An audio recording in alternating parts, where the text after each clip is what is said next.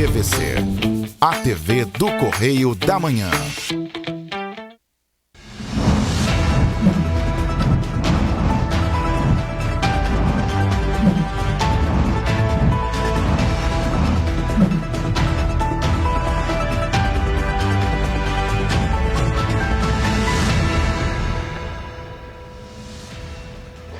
Olá, sejam bem-vindos ao Correio da Manhã na TV. Muito obrigado pela sua presença, sua audiência. Hoje já é quinta-feira, pré-sexta, e hoje ao meu lado a Nana Graça. Olá, Nana. Olá, Jorge. Não aguentou a pré-sexta, né? A gente já tá quase no final aí. Na verdade, eu adoro essa sua pré-sexta. Então tá bom. Sempre dá a impressão de que a sexta tá mais perto do que ela está. E é sempre muito divertido, né, gente? Vamos levar o dia com alegria, por que não? Olá para você que nos assiste, obrigada por você deixar a gente participar do seu dia, do seu iniciozinho dessa manhã. Vamos seguir aqui, né?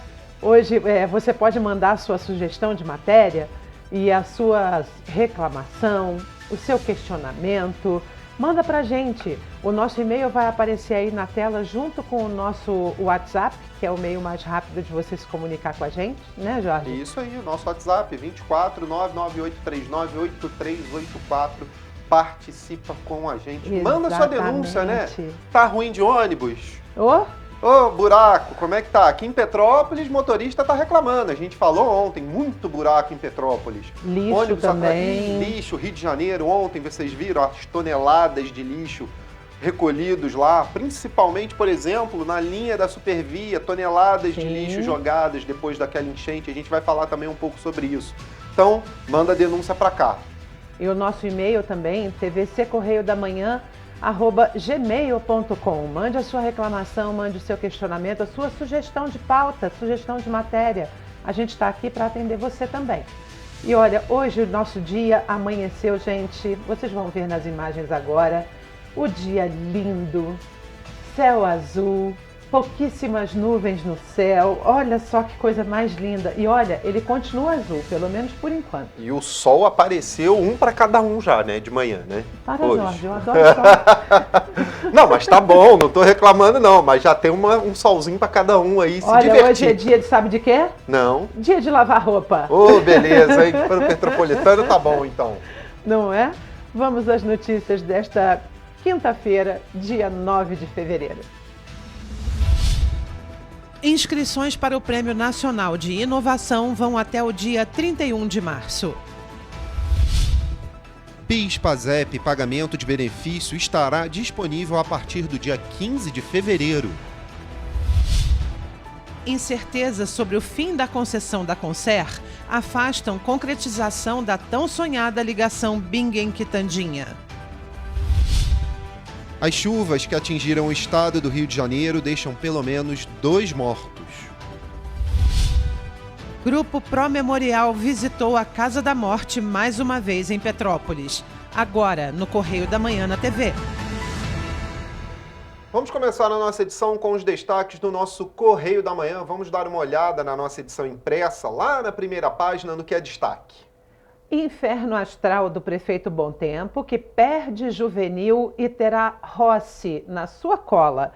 É o destaque da nossa coluna Magna Vita, lá na página 3. Pois é, ali na foto de primeira, na primeira página, né, nós temos ali em grande destaque, ministra do Turismo recebe o maior hoteleiro de Portugal. Então tá aqui, ó, o maior empresário da história portuguesa, proprietário dos hotéis Vila Galé, 31 em Portugal e 10 no Brasil, foi recebido em audiência nessa quarta-feira pela ministra do Turismo, Daniela Carneiro, em companhia do secretário executivo do Ministério do Turismo, Bento Nunes, e José Bastos, diretor da rede no Brasil. Não vou me estender aqui, continua a fala, mas quero lembrar também que o governador Cláudio Castro teve com este mesmo senhor, né, este mesmo empresário português, lá na LIDE, Portugal, pedindo para que ele olhe para o interior do estado do Rio. Então, lembrando que agora ele no Brasil, em audiência com a ministra do Turismo. Seguimos aqui. O frio edital de concessão do aeroporto de Cabo Frio. Mudanças de última hora criam suspeitas de beneficiar grupo local. Também está lá na coluna Magna Vita, na página 3, e também faz parte da nossa página especial a nossa página 8. Pois é, na página 6, Rio registra em horas 70% de chuva para o mês. E do lado ali, ainda na página 6, Complexo de Lagoas da Barra limpo até 2025? É uma pergunta que fica. Quem sabe, né? Vamos aguardar. Tomara. Inverno agrava a situação das vítimas do terremoto. Muito triste essa situação lá na Turquia e na Sérvia. Muito triste. É o destaque da nossa página 7, nas internacionais. Perdão, Turquia e Síria, né? Síria, exatamente. E tem um porém, né? Ontem, várias pessoas das forças de segurança do Brasil, bombeiros, Força Aérea, resgatistas, pessoas da Defesa Civil, seguiram para lá em um avião da Força Aérea para ajudar nesses resgates. A gente vai conferir com certeza mais para frente uma reportagem sobre isso aqui no nosso jornal. Na página 5, no estado, temporal causa deslizamentos e deixa mortos. Foram mais de 300 ocorrências, segundo o Corpo de Bombeiros do estado do Rio de Janeiro. A gente vai conferir isso também em uma reportagem mais à frente no segundo bloco. Atos golpistas ainda em investigação. É o destaque da página 4. O ataque de vândalos e golpistas aos prédios da sede, né, dos 3 poderes, executivo, legislativo e judiciário lá no Distrito Federal, completou 1 mês com a Polícia Federal, seguindo e investigando as pessoas aí que participaram desse ato. Exato. Terminal de Natal será relicitado em maio, destaque da página 6. As feridas do Flamengo após vexame no Mundial, página 7. É ainda repercussão aqui do esporte. E ali no segundo caderno, nós temos muita cultura, muito teatro, filmes, música, mas eu queria dar destaque ao que tem aqui, porque olha só, um novo olhar sobre os povos originários. E tão importante, né? Pois é, nesse momento, né, que a gente vive lá com os Yanomamis, enfim, muita desgraça, uma situação muito ruim para eles, né? E entra hoje em cartaz no Museu Histórico Nacional a exposição Yandê, que estamos, sobre a trajetória dos povos originários brasileiros. Olha só, a exposição reúne obras contemporâneas e peças históricas de várias tribos brasileiras. Muito bacana, quem quiser conferir. Então vai estar no Museu Histórico Nacional. Muito legal. Página 1 e 2 do nosso segundo caderno. Vamos à nossa página de opinião? O nosso primeiro editorial fala da coleção internacional de fracassos. Vai falar um pouco sobre o futebol brasileiro no mundo e certamente citando aqui o Al Hilal, a vexatória do Flamengo, né? Fala aqui o fatídico 7-1. O futebol está tão complexo ultimamente, né, Jorge? Vale a pena debruçar aqui sobre esse texto. E o segundo editorial, enlatamento humano móvel. Não é possível que, com tantas reclamações acerca do transporte público municipal em horários de pico, o poder público não consiga resolver o mínimo possível a situação. É isso, falando aí sobre transporte público e como as pessoas estão lá feito sardinhas em lata. Muito desumana essa situação. Da situação dos BRTs, né, entulhados, entupidos, em mau estado no trens, Rio. né? Então, como a vida de todo mundo está sofrida com relação a isso. Não está diferente aqui em Petrópolis, viu, gente? Isso. A gente está aqui em uma cidade menor, não tem como a gente fazer um comparativo com o Rio de Janeiro, longe de nós fazermos isso aqui. Mas o importante é a gente dizer que aqui também as pessoas sofrem. E hoje um cobrador na primeira viagem lá do meu bairro, ele comentou comigo: Nana, estou muito preocupado, estão querendo acabar com a função de cobrador em Petrópolis. Olha aqui como é complicado. Complicadíssimo isso. Gente, vamos à coluna Magna Vita ali, dar alguns destaques. Vou começar pelo Pinga Fogo. Tempo fechado 1. Semana complicada para Rubens Bom Tempo em Petrópolis. Esse é o destaque da nossa linha vermelha. O seu grande guru político e padrinho das eleições anteriores, Juvenil Santos Reis, não aguentou e entregou a sua carta pedindo exoneração. Ele divulgou a seguinte mensagem aos amigos: ontem terminei meu ciclo com Rubens. Foram 23 anos de fidelidade e muita articulação. Não fui reconhecido à altura do merecimento. capacidade e muita articulação. Como nada é definitivo em nossa vida, partirei com certeza para novos desafios. Aliás, sou movido a desafios. Infelizmente, não me deixaram praticar o que mais gosto, que é trabalhar e vencer. Vida que segue e obrigado por tudo. Continua, né? Tempo Fechado 2, ainda sobre a saída dele. E é claro, fala aqui um pouco dentro da coluna ainda sobre a Lide, lá em Portugal, sobre a posse do desembargador, e entre outras fotos aqui de famosos dentro da coluna. E é claro, fala um pouco também no Pinga Fogo, a Nana vai falar um pouquinho pra gente, sobre o Bernardo Rossi, não é isso? Temos aqui Era no Pinga esse o Fogo, destaque, né? que eu queria dar aqui no cantinho aqui da coluna, aqui no lado esquerdo. Fator Rossi. A semana começou difícil internamente. Rubens Bom Tempo teve o dissabor de ver o seu arqui-inimigo, o ex-prefeito Bernardo Rossi, assumir a cadeira de deputado estadual por empenho pessoal do governador Cláudio Castro. Rossi, na Alerj, recupera um espaço político próprio no cenário estadual, com reflexo direto na sucessão petropolitana para 2024. Já é ano que vem, hein, Jorge? E já é ano que vem, eleição. E aqui, Jorge, eu não poderia deixar de falar, a última foto da coluna aqui no cantinho da direita, o nosso diretor Cláudio Magnavita com o casal Antônio José e Marianela Trindade, que trocaram o Rio por Lisboa. Eles eram grandes amigos de Sidney Pereira. No alto, o belo quadro de Isabela Francisco, lá no alto, o quadro bonito, da hein? Isabela. E eles partiram para Portugal, o casal Antônio José e Marianela Trindade. E aqui na foto, antes da partida, com o nosso diretor Cláudio Magnavita. Ok, vamos à política agora. Após um mês, investigações buscam financiadores de atos. Operação Lesa Pátria da Polícia Federal já está na 5ª fase.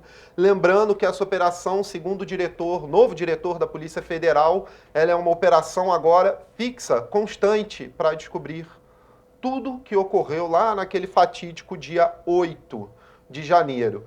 Embaixo ali, Lula isolado sobre o Banco Central, opiniões tanto dentro do governo quanto fora são que o Banco Central tem de ser, sim, independente e completamente apartidário. Lula tem criticado muito a taxa Selic e os juros no país, claro, sancionados pelo Copom, né, o Comitê Monetário do Banco Central. Enfim, vamos ao nacional?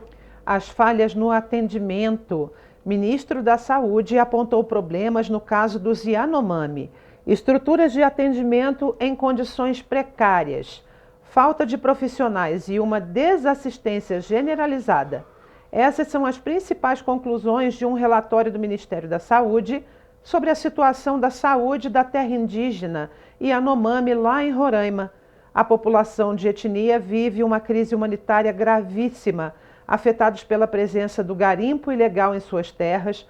Os indígenas dessa região convivem com destruição ambiental, contaminação de água, propagação de doenças e violência. A gente tem visto cenas deploráveis e muito impactantes na TV nos últimos dias a respeito dos Yanomami, né? Pois é, e ali do lado, no Correio Nacional, fala sobre extração ilegal, né? E que a PF deflagrou a Operação Boi Dourado para combater a extração ilegal de ouro e crimes ambientais conexos em uma fazenda entre os municípios paraenses de Marambá e Curionópolis.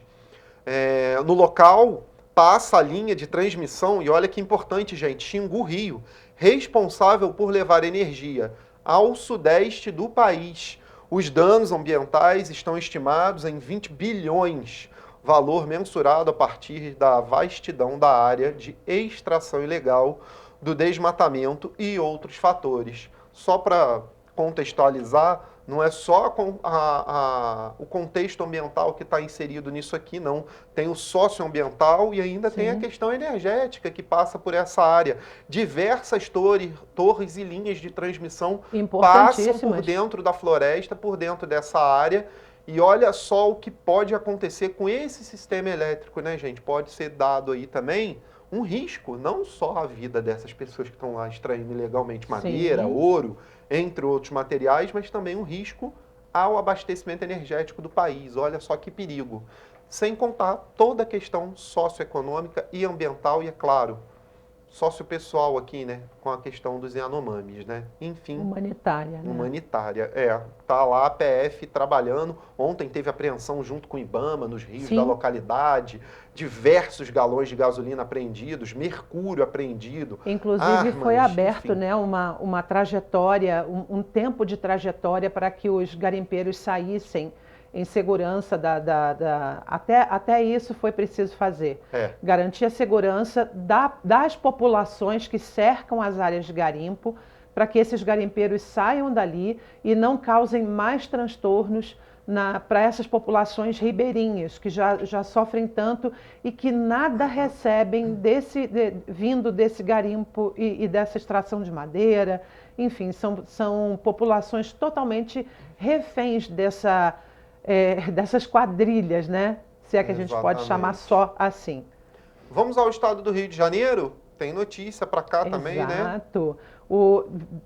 Como a gente falou, né? O nosso Bernardo Rossi assumiu a vaga na Alerj. Bernardo inicia seu 3º mandato como deputado estadual. Tá aí a foto dele, ao lado de Bacelar, assinando o termo de posse. Ele voltou à Assembleia Legislativa do Rio, a Alerj, para assumir o seu 3º mandato como deputado estadual. A cerimônia aconteceu na quarta-feira, ontem, dia 8. Bernardo é um político experiente, com grande expressão na região serrana. Foi prefeito, como ex-prefeito de Petrópolis, será um importante representante da cidade na Alerj. Enfim, ele dá uma declaração aqui que está indo para o 3º mandato. Apesar da pouca idade, tem longa carreira política. Ele discorre aqui um pouco sobre o seu currículo. E aí, outros nomes tomaram posse essa semana também. O deputado Elton Cristo assumiu a cadeira do deputado Gustavo Tutuca, que foi para a Secretaria de Turismo. Luiz Cláudio Ribeiro substituiu Guilherme Schleder, atual secretário de Esportes do Rio de Janeiro, e Sérgio Fernandes, que assumiu a vaga de Eduardo Cavalieri, que foi para a Casa Civil da Prefeitura do Rio de Janeiro. Exato. Gente, vamos ali na economia, então. O nosso principal destaque é a relicitação Potiguar. Aeroporto de Natal terá nova concessão. Unidade foi devolvida pela concessionária em 2020 e agora vai ser relicitada. A gente tem até mais material sobre isso. Exatamente. E no Correio Econômico, eu queria chamar muito a atenção sobre dívidas ali, a parcela de famílias com dívidas em atraso ou não se manteve em 78% da passagem de dezembro de 2022 para janeiro desse ano. Ou seja, não caiu nem um pouquinho percentual, na verdade aumentou de 76,1% para 78%. E logo abaixo a inadimplência das famílias, ou seja, quem não está pagando, né? Tá aqui, as famílias inadimplentes somam 29,9% do total, abaixo dos 30% de dezembro, mas acima dos 26,4% de janeiro de 2022.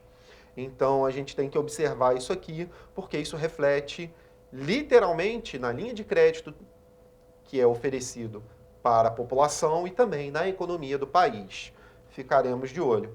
Senhores... Exatamente. Jorge, antes da gente terminar, eu não vou conseguir deixar de falar sobre um marco histórico. Eu sei que hoje a gente não tem o nosso giro do esporte, mas eu não vou poder deixar de falar, primeiro que eu sou fã dele. LeBron James, ninguém marcou mais pontos na história da NBA do que ele. 38.390 pontos, né? Acredite. E teve passagem de tocha lá também. Pois é, passagem de bola. Olha, foi lindo. Kareem Abdul-Jabbar era o líder no ranking de pontos da NBA. E ontem, como o LeBron ultrapassou o Kareem, eles pararam o jogo para esse momento histórico. O Kareem estava lá presente, porque já, óbvio, a NBA é muito organizada, sabia da possibilidade dessa passagem. E aí, logo chamou o Kareem Abdul-Jabbar para estar presente. E aí eles pararam o jogo para um momento muito bonito. Kareem pegou a bola e entregou a bola para o LeBron James. Foi uma cena bastante bacana e é um número que realmente fica para a história.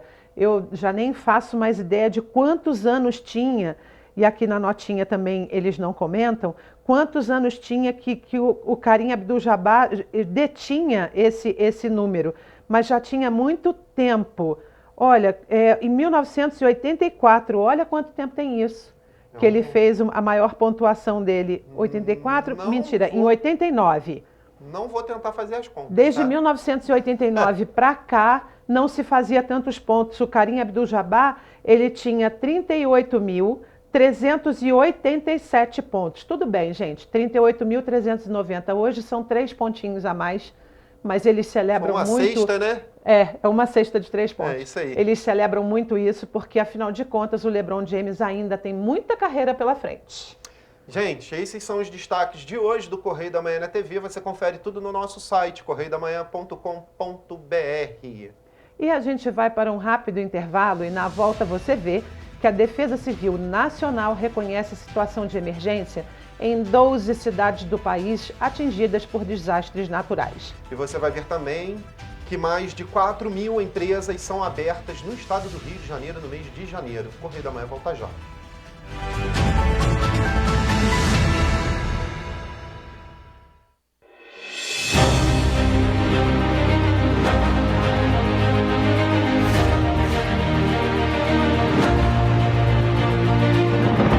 Não é jornalismo de direita, é jornalismo direito. Correio Petropolitano. Tudo que seu jornal não deveria ter deixado de ser. Todos os dias, em uma banca perto de você.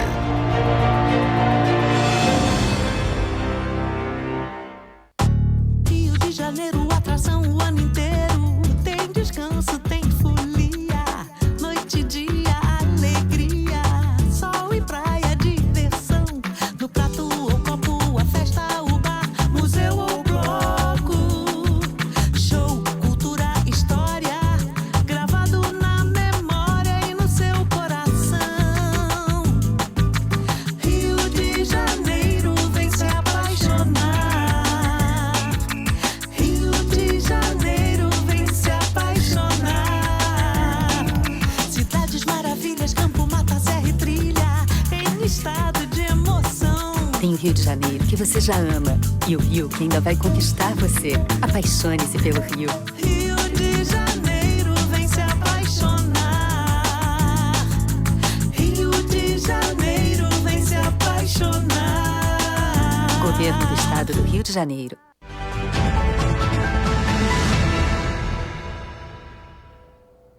Estamos de volta. A principal premiação de reconhecimento e incentivo à inovação do país está com inscrições abertas até 31 de março. O Prêmio Nacional de Inovação tem como objetivo incentivar e reconhecer os esforços de organizações e de pesquisadores que atuam no Brasil, além, é claro, de estabelecer um autodiagnóstico para a melhoria do desempenho e conhecer os níveis de inovação dos participantes. O PNI é uma iniciativa de mobilização empresarial de estímulo a práticas inovadoras realizadas pela Confederação Nacional da Indústria e pelo Serviço Brasileiro de Apoio às Micro e Pequenas Empresas, o SEBRAE. O prêmio é destinado às empresas do setor industrial, aos pequenos negócios de todos os setores, aos ecossistemas de inovação do país e a pesquisadores que apoiaram as empresas e seus projetos de inovação. Esta é a 8ª edição do prêmio, que começou em 2011. Desde então, 7 edições foram realizadas e juntas somam mais de 13.500 inscritos. Segundo a diretora de inovação da CNI, Giana Sagazio, a iniciativa se fortaleceu como uma das principais premiações de inovação no país e na América Latina. O prêmio tem uma metodologia robusta que dá visibilidade para empresas e também para ecossistemas com resultados de inovação. Queremos tornar público para o Brasil e para o mundo as boas práticas que têm sido desenvolvidas por essas instituições no fortalecimento da pesquisa, do desenvolvimento e da inovação. Sua importância está em reconhecer e estimular que as instituições tenham a inovação como elemento estratégico fundamental para o seu crescimento. A premiação é voltada para a construção de um ecossistema de inovação que visa o aumento da produtividade e da competitividade da economia nacional e do bem-estar da população. Marcos Vinícius Bezerra, analista de inovações do Sebrae, orienta os interessados a realizar a inscrição o quanto antes. As inscrições irão até 31 de março, mas não deixe para os últimos dias.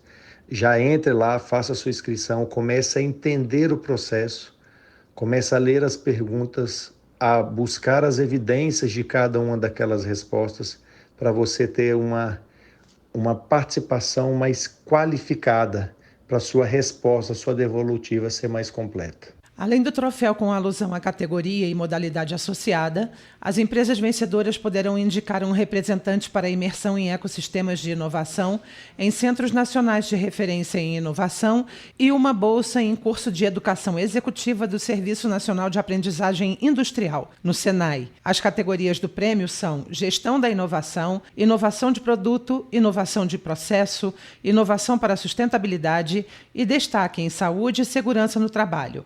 Para se inscrever e saber mais, basta acessar o site premiodeinovação.com.br.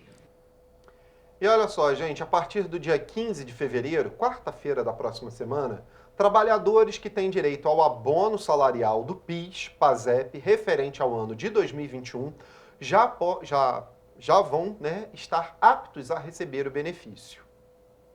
As consultas de valores a receber e datas de pagamento estão disponíveis pelo portal gov.br ou pelo aplicativo da Carteira de Trabalho Digital, disponível para Android e iOS. Os valores a serem pagos pelo PIS/PASEP variam de R$ 108,50 a R$ 1.302, de acordo com a quantidade de meses trabalhados durante o ano base de 2021.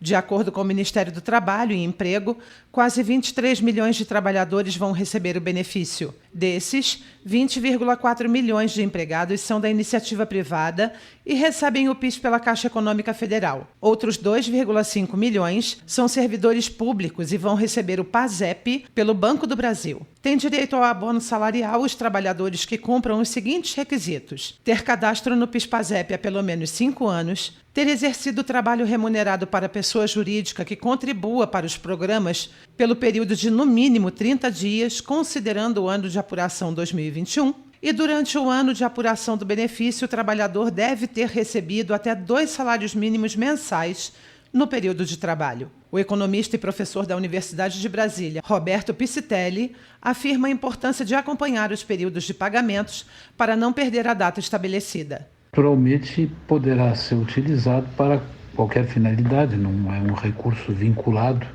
a um determinado tipo de aplicação, portanto, as pessoas poderão fazer uso desse recurso da maneira que lhes for mais conveniente. Por exemplo, para o pagamento de dívidas, prioritariamente, certamente será a opção de muitas pessoas, dado o alto grau de endividamento, praticamente 80% das famílias brasileiras. Confira agora na tabela o mês de nascimento e a data de pagamento do PIS/PASEP. Para os nascidos em janeiro e fevereiro, a partir de 15 de fevereiro. Para os nascidos em março e abril, 15 de março. Em maio e junho, 15 de abril. Julho e agosto, 15 de maio. Setembro e outubro, 15 de junho. Novembro e dezembro, 15 de julho. E o Ministério da Integração e do Desenvolvimento Regional, por meio da Defesa Civil Nacional, reconheceu a situação de emergência em 12 cidades atingidas por desastres naturais. As portarias que oficializam a medida foram publicadas na edição desta quarta-feira no Diário Oficial da União. Pois é, a maior parte dos reconhecimentos foi concedida a municípios que enfrentam chuvas intensas. São 7 ao todo, sendo que 4 estão localizados no estado do Maranhão. São os casos de Passo do Lumiar, Raposa, São José de Ribamar e da capital São Luís. Além destas, São José do Rio Pardo, em São Paulo, que foi muito atingido, São Paulo também. Cambuci, no Rio de Janeiro, e Camburi, em Santa Catarina. Camboriú, Camboriú, em Santa Catarina. Perdão, verdade, em Santa Catarina também sofrem com as fortes chuvas. Camboriú, aliás, as imagens são arrasadoras de lá, São bem preocupantes. Não parou por aí, não. Cachoeirinha, em Pernambuco, além de Arvorezinha, São Pedro do Sul, Vitor Graef, todas no Rio Grande do Sul, enfrentam estiagem, é completamente o inverso do que está acontecendo no restante.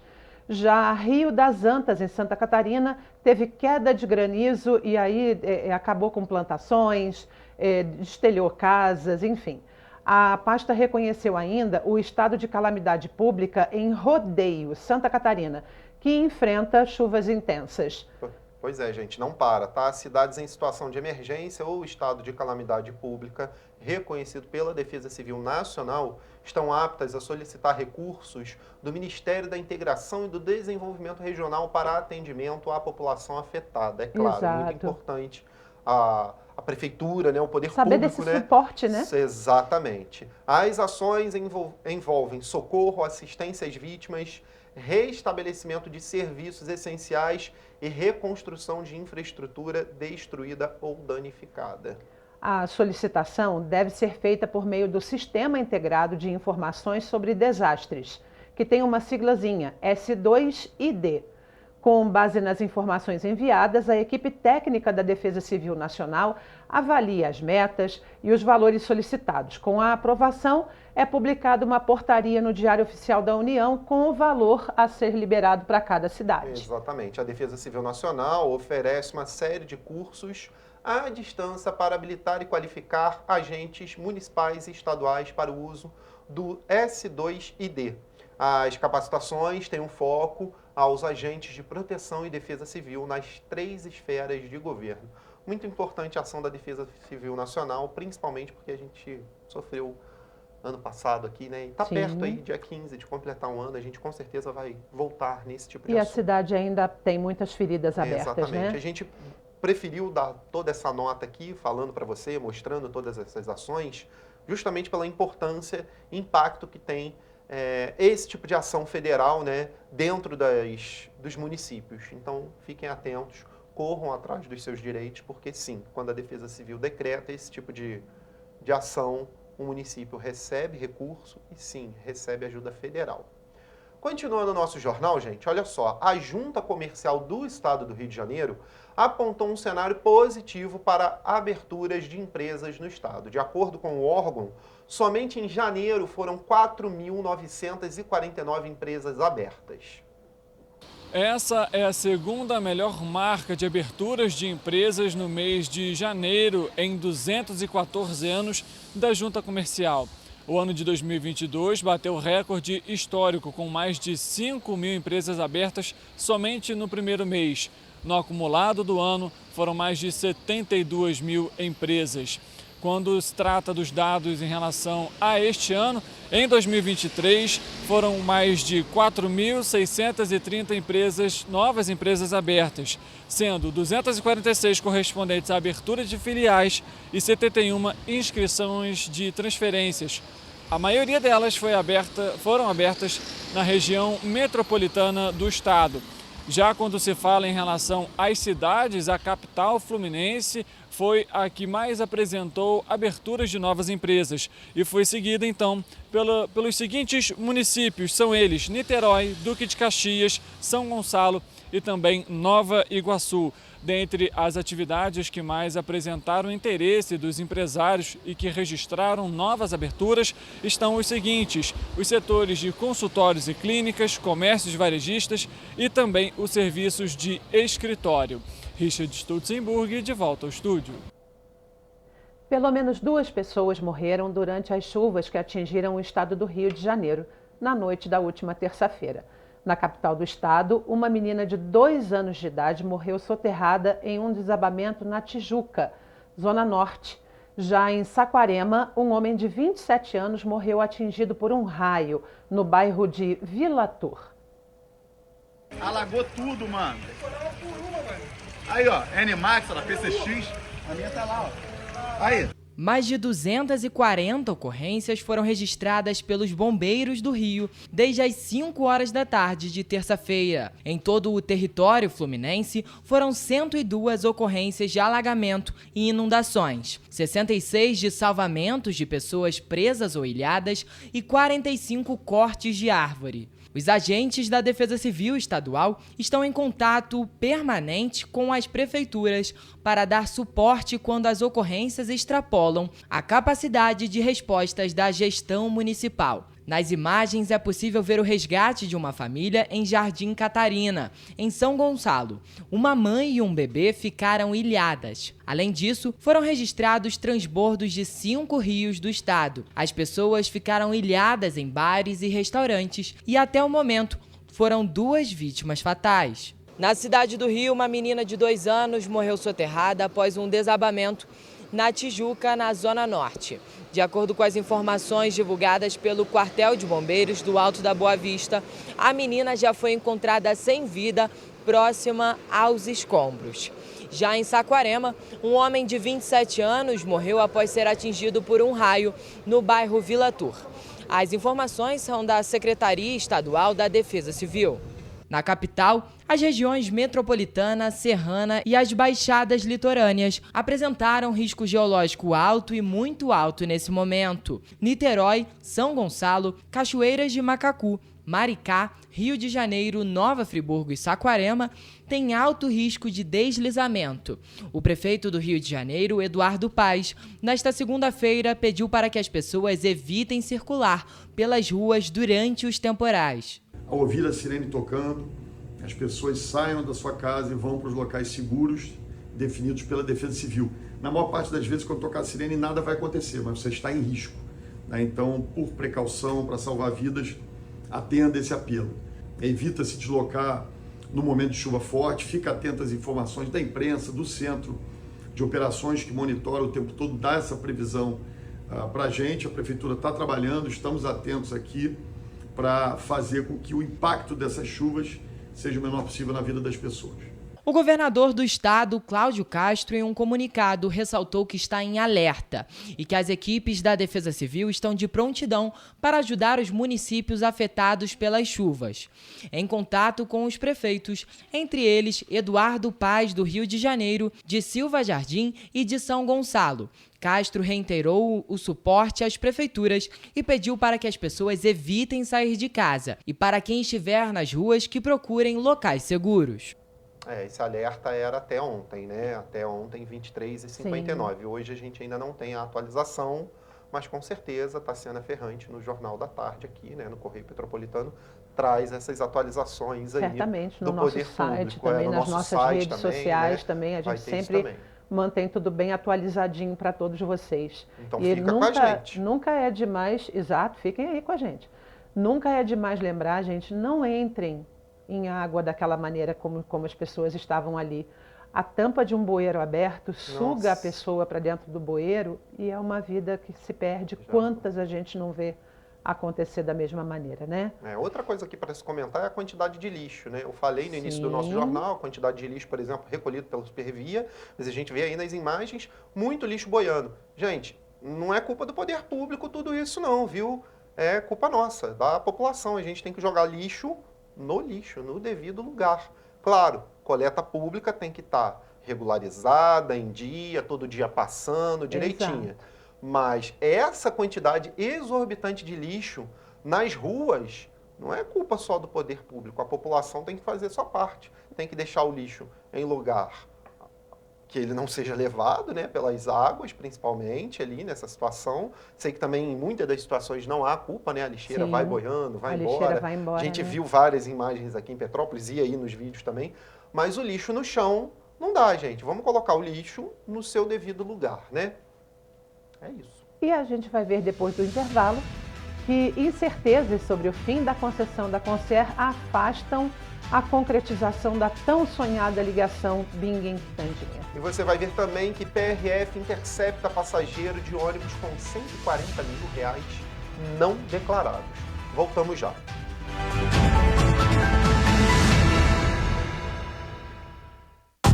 Rio de Janeiro, atração o ano inteiro. Tem descanso, tem folia, noite e dia, alegria, sol e praia, diversão. No prato ou copo, a festa, o bar, museu ou bloco. Show, cultura, história, gravado na memória e no seu coração. Rio de Janeiro. do Rio de Janeiro.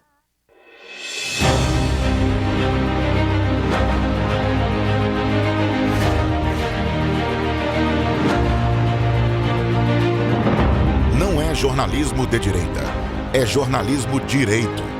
Correio Petropolitano. Tudo que seu jornal não deveria ter deixado de ser. Todos os dias, em uma banca perto de você.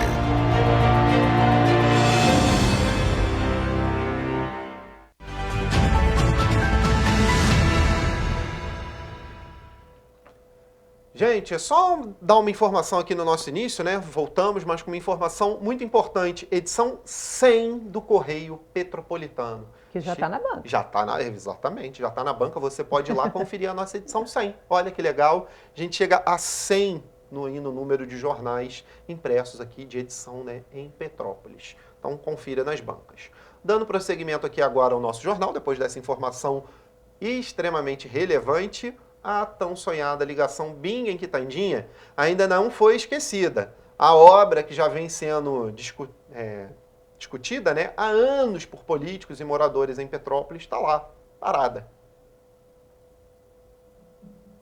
As incertezas sobre o fim da concessão da Concer, responsável pelo trecho Juiz de Fora, Rio de Janeiro, da BR-040, podem afastar a concretização da tão sonhada ligação Bingen-Quitandinha. O contrato de concessão, já prorrogado através de medida judicial, termina no dia 15 de fevereiro, mas a concessionária informou que está tentando uma nova prorrogação. Em janeiro, o vereador de Petrópolis, Ingo Rames, se reuniu com o secretário estadual de Transportes, Washington Reis, para tratar do assunto. Em relação à minha conversa com o secretário de Estado, Washington Reis, foi a preocupação em relação à BR-040, que a Concer acaba o contrato agora em fevereiro, e o DENIT teria que tomar conta da rodovia. Então, o DENIT tomando conta, o pedágio para de ser cobrado, na verdade, a gente quer que o Estado assuma esse trecho aqui da BR-040 que passa por Petrópolis, para que a gente tenha um serviço melhor.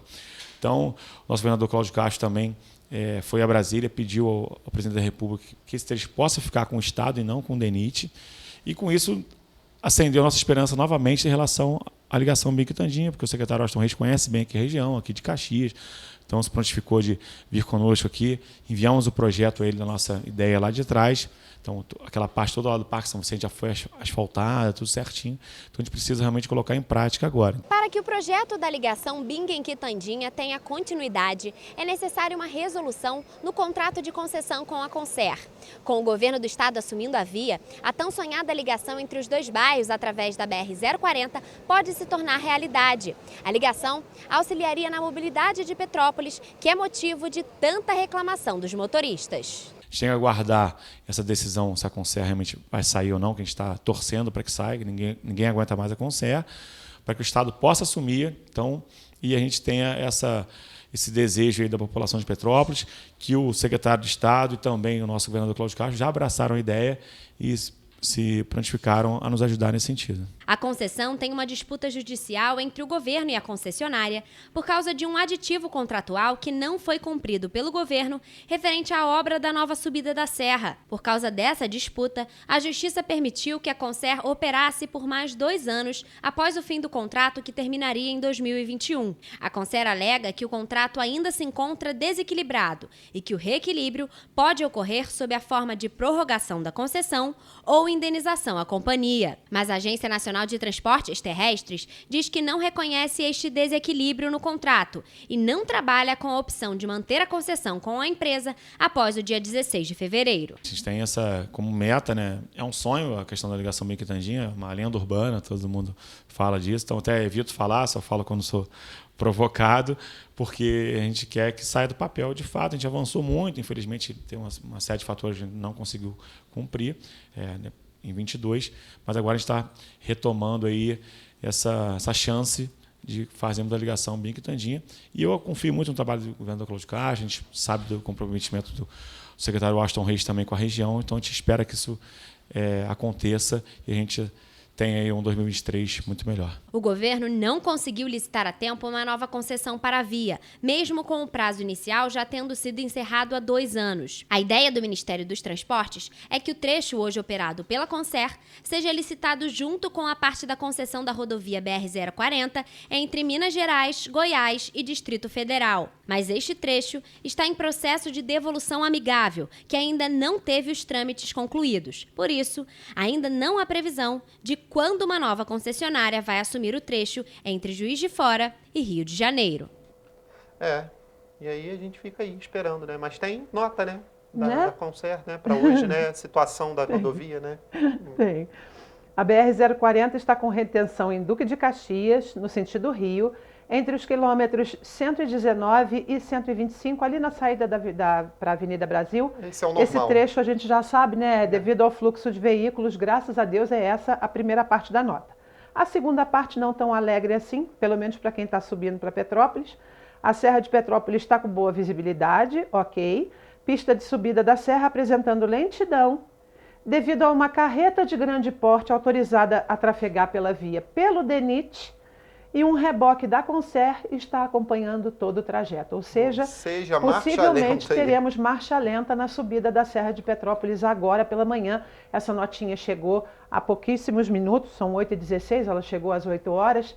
Então, essa carreta deve estar aí fazendo o trajeto de subida para a Serra. Deve ser algo emergencial, porque autorizada pelo DENIT para subir, né? Órgão federal, a esse horário, a normalmente esse horário, essas carretas de grande porte sobem na madrugada e pela pista de descida. Exato. Né? Porque ela dá mais conforto para o motorista, mas se precisa subir esse horário, possivelmente é um atendimento de urgência. Vamos dar continuidade? Porque durante uma blitz da Polícia Rodoviária Federal na tarde de ontem, na BR-040 em Petrópolis, os agentes encontraram mais de R$100 mil em espécie não declarados à Receita Federal. O ônibus abordado fazia a linha Valparaíso, em Goiás, para Petrópolis, no Rio de Janeiro.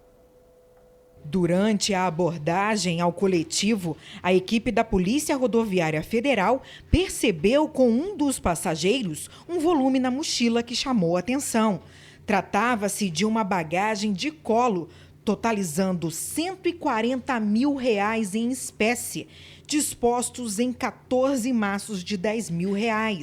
Aos agentes, o passageiro informou que recebeu o valor após vender um Toyota Corolla 2010 e se recusou a informar qualquer dado do suposto comprador. Ao ser perguntado sobre o porquê de ter vendido em espécie, ele disse que queria evitar valores em sua conta bancária pessoal, pois era sócio de uma empresa em vias de falência e estava com receio de ter o valor confiscado da conta. Mas ele também não sabia informar o CNPJ da empresa. Diante das circunstâncias, o passageiro foi conduzido para a 106ª Delegacia Policial em Itaipava para prestar informações acerca da quantia sem procedência. É isso, tem que prestar contas mesmo. Nesta quarta-feira, o grupo Pró-Memorial visitou a Casa da Morte, mais uma vez aqui em Petrópolis. O grupo vem trabalhando no tombamento e desapropriação deste imóvel tão importante para a história. De acordo com a pesquisa feita pela Comissão Municipal da Verdade, o funcionamento da Casa da Morte foi entre 1971 e 1973, considerados os anos de chumbo da ditadura. Para a Casa da Morte foram levadas pessoas consideradas estratégicas para o regime. Eram militares que lutavam contra a ditadura e pela volta da democracia. Nesta quarta-feira, o grupo Pró-Memorial Casa da Morte realizou mais uma visita à casa, acompanhados de um membro do consulado alemão e também um membro da Fundação Alemã Elisabeth Kesman, que também tem interesse na história da casa. Agora a gente está rearticulando de que maneira a gente pode dialogar para que tenha a verba do Estado para desapropriação, né? A principal a questão é o financiamento inicialmente e o reconhecimento do Estado com esse financiamento da relevância da Casa da Morte, que era uma casa no qual militantes do Brasil inteiro eram trazidos, torturados e assassinados. A Casa da Morte era um centro clandestino de torturas e assassinatos, criada por órgãos de repressão da ditadura militar, nesta casa em Petrópolis. Aqui, presos políticos capturados eram torturados na década de 70.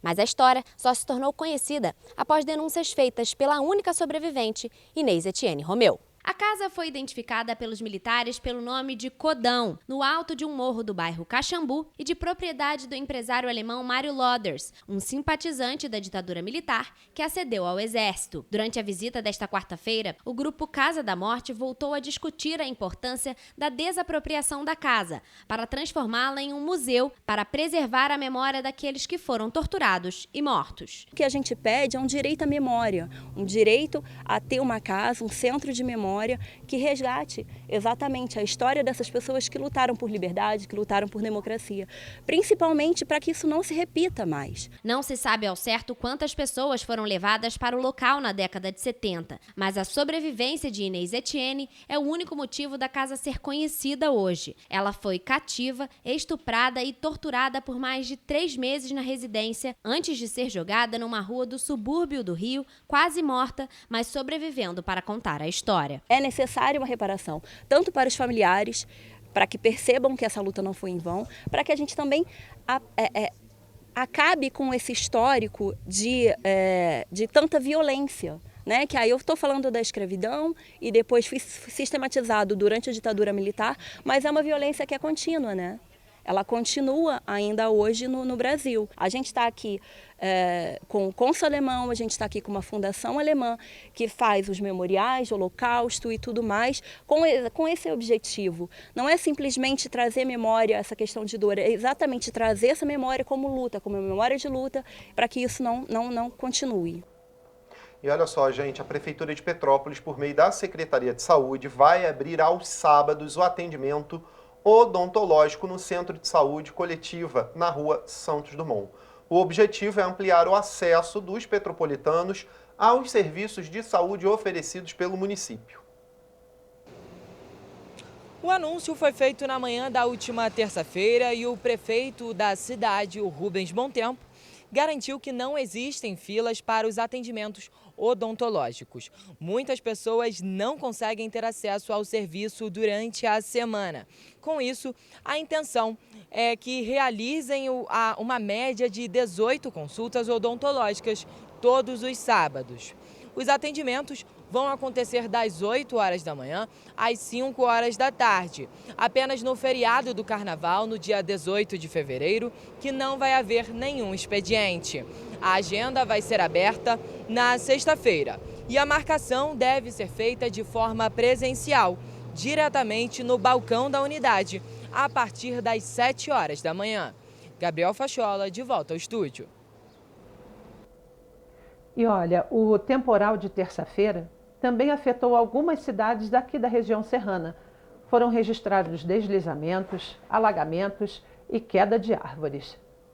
A Defesa Civil de Petrópolis contabilizou 6 ocorrências em função das chuvas da última terça-feira, a maioria delas na região de Itaipava. Foram registrados um caso de alagamento atingindo um imóvel em Itaipava, 2 árvores com risco de queda, uma delas no Bingen, e deslizamentos de terra atingindo a via. Já no centro, houve 2 casos de abertura de rachaduras nas ruas Dr. Carlos Cavaco e José Bonifácio. A Defesa Civil segue no estágio operacional de atenção. Nas últimas 24 horas foram registradas 6 ocorrências, nenhuma com gravidade, são ocorrências pontuais de queda de árvore e pequenas ocorrências. A Defesa Civil segue mobilizada com as suas equipes operacionais, com um reforço operacional, realizando os atendimentos e também as rondas preventivas nas localidades de maior risco. Os maiores acumulados pluviométricos em 24 horas no município foram registrados na Vila Constância, com 47,62 milímetros, Dr. Tosetti, 38,6 milímetros e em Itaipava, com 37,41 milímetros. Em função de áreas de instabilidade, a previsão para a noite desta quarta-feira era de céu nublado ou encoberto, com previsão de pancadas de chuva moderada a forte. Em Teresópolis foram registradas 11 ocorrências, entre elas queda de muro, 2 árvores que caíram, deslizamento de terra e afundamento de via. Em nenhuma das situações houve vítima e a cidade permanece em estágio de atenção. Em Paraíba do Sul, uma árvore caiu e interditou a rua Leonor de Souza Barros, no bairro Limoeiro. As equipes das Secretarias do Ambiente e Desenvolvimento Agrário, de Obras, Transportes e Projetos e a Guarda Civil Municipal realizaram a retirada das árvores, a sinalização adequada e orientações no trânsito. Bom, dito isso, vamos para a previsão do tempo para saber como é que fica para hoje. Exatamente.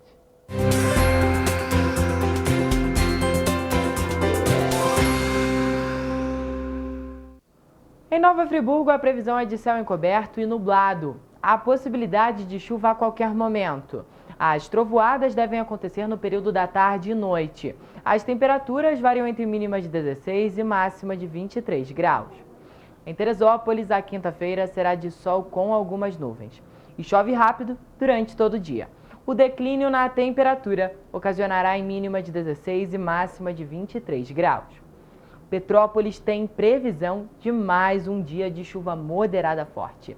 Há possibilidade de pancadas a qualquer momento. As temperaturas variam entre mínima de 17 e máxima de 25 graus. Em Paraíba do Sul, a quinta-feira será de céu nublado com pancadas de chuva e trovoadas isoladas. A temperatura estável ocasionará em mínima de 20 e máxima de 26 graus. Em Pátio do Alferes, a previsão também é de chuva moderada forte. As temperaturas variam entre mínima de 19 e máxima de 27 graus. Três Rios pode esperar por sol com algumas nuvens e chuva rápida durante o dia e a noite. O declínio na temperatura ocasionará em mínima de 21 e máxima de 26 graus. Essas cidades da região serrana do estado do Rio de Janeiro podem esperar por ventos fracos durante toda a quinta-feira. Mas é sempre bom lembrar que, em caso de emergência, a população precisa entrar em contato com o Corpo de Bombeiros por meio do telefone 193 ou com a Defesa Civil no número 99.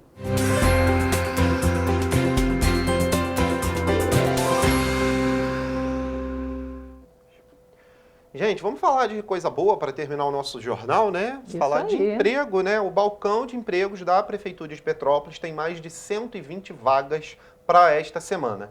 Há oportunidade para diferentes setores e níveis de escolaridade. Quem traz as informações, né? Fez essas informações, gravou para a gente, é a repórter Rafaela Cordeiro. Vamos conferir. A Prefeitura de Petrópolis está oferecendo em seu balcão de empregos na internet 120 oportunidades nesta semana.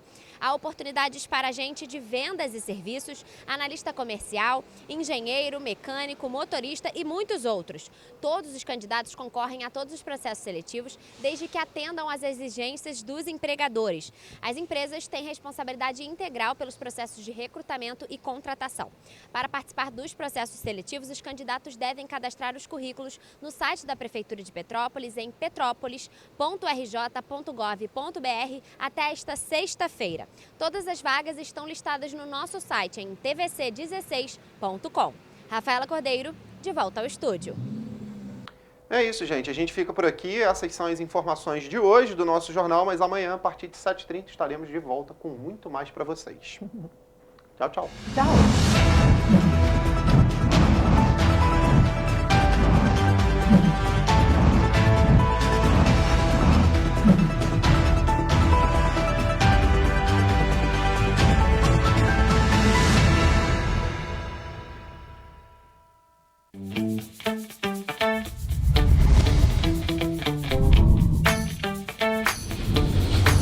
TVC, a TV do Correio da Manhã.